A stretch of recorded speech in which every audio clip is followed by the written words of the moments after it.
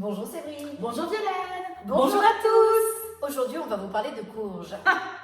Parce qu'en fait, il n'y a pas une courge. Ah bah non, ça c'est sûr que la liste est longue. Hein. Bah, je savais pas que tu t'y connaissais en courges, toi. Ah bah enfin, il y en a plein de quartiers. Ah oui, d'ailleurs, en ce moment, il y en a même au marché. Hein. Donc, Bah oui, enfin, il n'y en a pas qu'au marché, il y en a vraiment de partout. Quoi.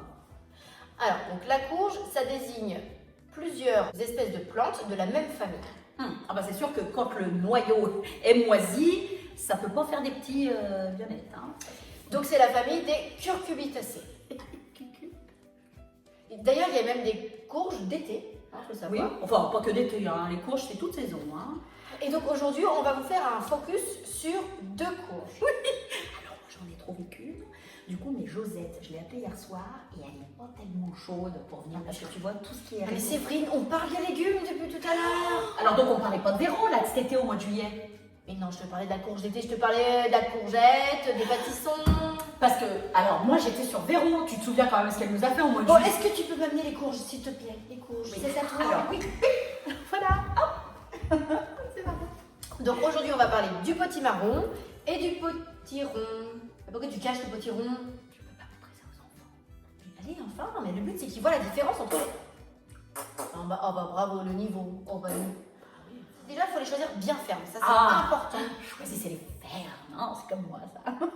En revanche, leur chair, le potiron a une chair plus tendre. Mais c'est tout moi ça, tu sais, ferme à l'extérieur comme ça et douce tendre à l'intérieur. C'est moi. Alors que le potimarron a donc une chair un peu plus ferme et donc a un goût plus proche de la châtaigne. Par contre, le potimarron, vous pouvez garder la peau. Oui. Ça, il faut le savoir. Vous prenez un potimarron non traité, vous le lavez bien et vous pouvez garder la peau, contrairement au potiron où ce n'est pas conseillé. Ensuite, ils sont tous les deux très riches en vitamine A Oh, si j'étais riche. et contiennent 90 à 95 Oh mais dis donc c'est moi ça. 90, 95, ferme, tendre, 95. 90 à 95% d'eau. Donc ils sont très riches en eau. Et d'ailleurs, ça me fait penser que souvent on me demande si c'est un féculent, le potimarron. Bah oui. Non, c'est un légume. Ah bah non. Non. Donc il a effectivement un goût de châtaigne, mais c'est un légume à part entière. Voilà, donc il y a différentes courges, hein, comme je l'ai dit tout à l'heure. On trouve aussi du butternut, donc c'est une courge qui est un peu plus allongée, avec une peau un peu plus claire, un peu plus beige, qu'on appelle également le doubeur, hein, parce que ça a un goût un peu plus onctueux. Après, il y a la courge spaghetti. En fait, on n'a rien à faire de ce que je te raconte. Mais si, Je disais quoi là? t'as dit en fait t'en as rien à faire de ce que je te raconte. Je parlais de courge là. Je Ah oui. disais quoi? Eh ben, qu'il y a les petites moches et les grosses fermes. Non, je parlais d'exemples de courges. Ah. Donc Josette, on l'a. Bon, je disais alors, qu'il y avait des voilà. courges spaghetti. Eh ben des oui. courges spaghetti, donc quand vous les prenez, ça ressemble vraiment à des spaghettis. Vous pouvez d'ailleurs les faire avec la sauce tomate. C'est bluffant, ça amuse les enfants. Donc, pour résumer, on peut toutes les faire en gratin. On peut les faire également en soupe, en potage, en risotto et on peut également les faire en version sucrée dans les pâtisseries. Ça apporte un peu de moelleux à vos gâteaux, ça permet de réduire, voire même d'enlever Le gâteau. la matière grasse, de réduire le sucre et c'est très sympa parce que les invités souvent ne devinent pas qu'il y a de la courge. Qu'est-ce que c'est que ça? D'ailleurs, si on faisait un gâteau avec de la courge, C'est une super bonne idée ça. ah dis donc. oui, on fait ça? Bah ouais. Allez. Pour Halloween. Bon, on y va? Ok, on y va. Mais dis donc, on est super belle.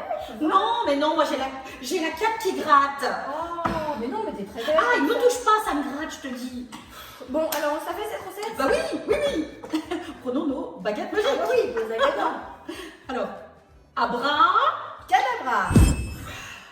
Ouh, bah dis donc. C'est pas mal, hein? C'est magique C'est ça. Hein. pratique. Elle est efficace cette cuillère. Pour le gâteau zébré d'Halloween, nous avons besoin de 200 g de chocolat noir ou au lait, comme vous préférez, 210 g de farine.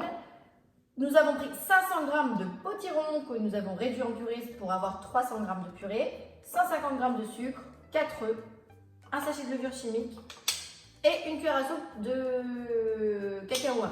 Et nous avons pris également du colorant orange pour renforcer la couleur orange.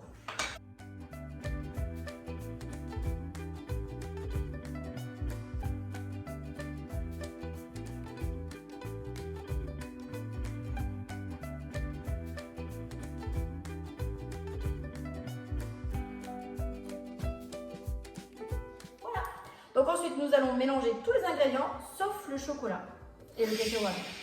Allez, c'est parti. C'est parti. Là, on a séparé en deux pâtes. On a mis le chocolat dans un saladier et du colorant orange d'origine naturelle en poudre. C'est ce que je vous conseille pour colorer la deuxième pâte en orange. Exactement. Voilà, maintenant on va passer au montage. Ouh, montons, montons. Donc on met une louche de chocolat noir au centre. On attend que ça s'étale bien. Et on va venir ajouter la couleur orange par-dessus en même quantité, en faisant attention que ça ne coule pas à côté, pour venir faire pousser la pâte.